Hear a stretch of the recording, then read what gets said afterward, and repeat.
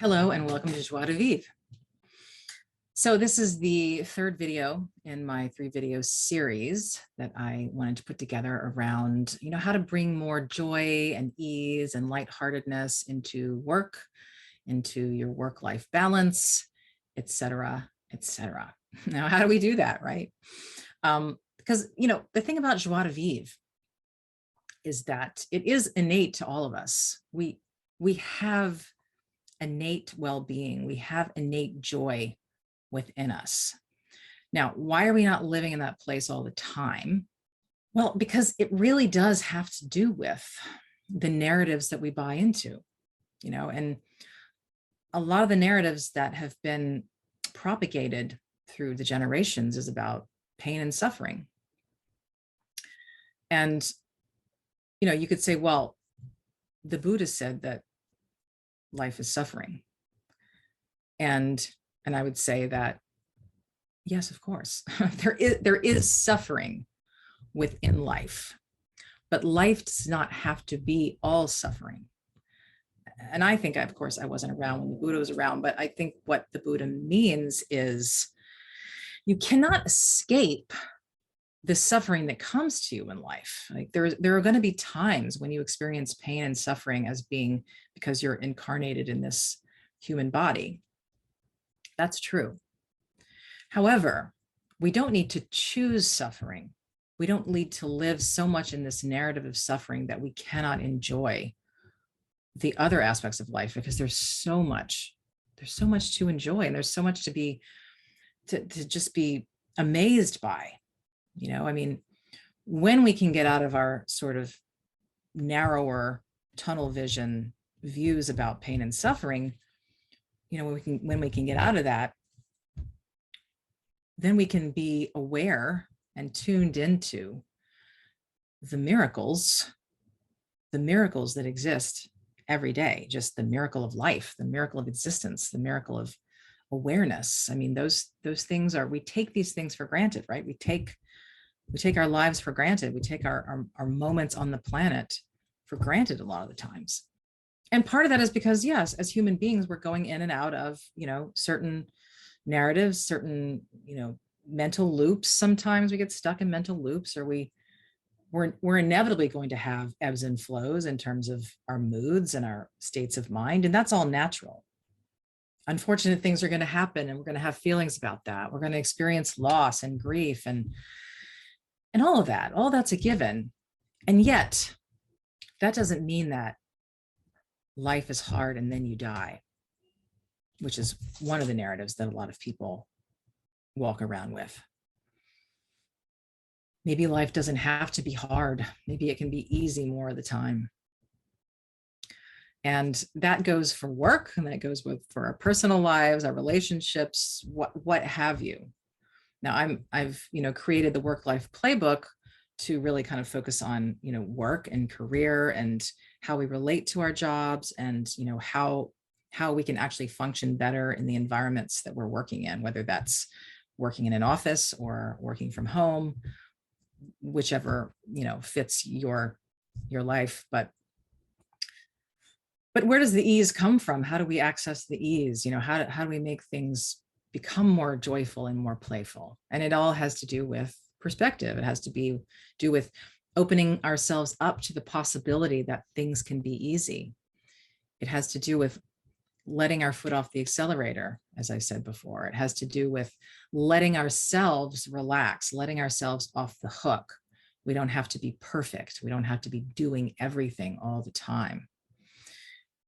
The irony, of course, is that when we slow down, and that means slow down our pace of life, it also means slow down our mental processes, because a lot of times the reason that we're feeling anxious or depressed or in survival mode is that our minds are going a mile a minute, like speeding all the time about what's the next thing, what do I have to handle next, what do I have to do, what's the next problem I should be looking at.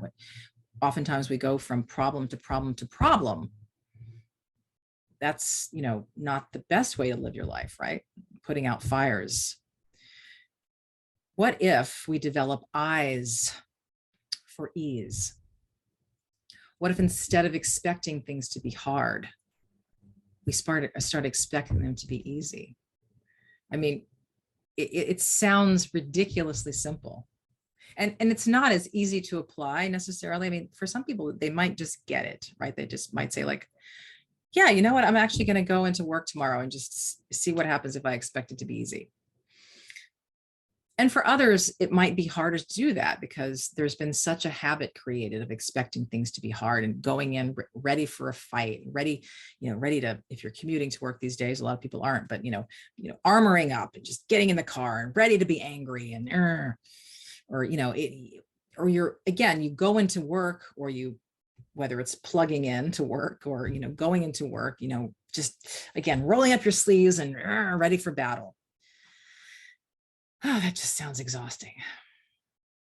What if, and a lot of people are talking about gamifying things, which is, one way of kind of, creating quests is one way people do that for whatever project they're working on, whether it's a work project or anything else. But the idea is to turn it into a game. And you can do that with anything. You can turn work into a game. You can turn it into a playground, and it's really how you show up. So if you're listening to me and you're saying, oh yeah, okay, great, sounds great, but you don't know the place where I work. I mean, these people are, out to get me. They're like all super intense and everything's a crisis. And, yeah, no, those environments, they exist. So an important thing for, one question I have for you is like, well, are you drinking the Kool-Aid? Are you drinking the Kool-Aid? Are you buying into the fact that all these things are crises and, or can you step back from that? Can you step back and actually kind of look at everyone's sort of insanity for a minute? And if you can, then it might be easier for you to disengage a little bit from that energy. And, in some ways it's about reminding yourself, like, unless you actually do work in a first responder or emergency crisis kind of world, which if you do, that's its own thing. But if you don't, like if you work in a business environment or, there may be serious things at stake, let's say, whether it's business or helping profession, or there may be serious things at stake, but is it actually life and death? And if the answer is no, then maybe you can just relax a little bit. Maybe it's just not worth getting upset over. And so to begin to sort of, let the armor down a little bit. Now, people will want you to drink the Kool-Aid, of course, but you don't have to. You really don't. And the thing is, too, that aside from just simply not drinking the Kool-Aid, which it sounds like it could be very poisonous if you are in one of these environments, you can find different ways to engage with the environment. You can find humor in it. You can, and there's an Asian type of martial arts called Aikido. And what that calls for is, if there's an attacker coming at you, if there's someone coming at you with aggression, you actually use their force against them. So instead of fighting against them, you let them push you, and then you get out of the way, and then they go slam into the wall. And then who's hurting, right? And so that means sort of like, well, you can actually get out of the way. You can get out of harm's way. You can be more strategic about, how you engage with people and projects and things like that. The Aikido way. Can you actually like let the aggression pass you by?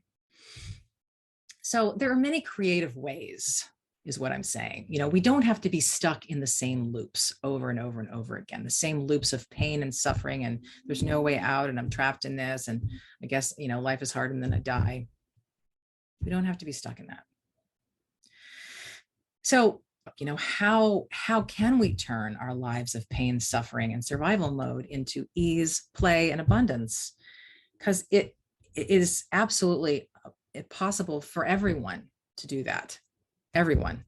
We all have the same built-in resilience, the same innate well-being and joy. We just have to learn how to access it more of the time. We just have to learn how to let go of a lot of those old narratives. They're old narratives that have been passed down to us for generations, and they, maybe they were required for some period in history where that kind of survival was necessary. Let me guarantee you, though, if you ever actually need that, it's not going anywhere. We're also built for that too. We're built for survival, but you can't live that way all the time, or you'll burn yourself out. And we don't have to live that way right now. We don't. We can live in joy and ease, and that will create a much more sustainable life. Have a wonderful, wonderful week.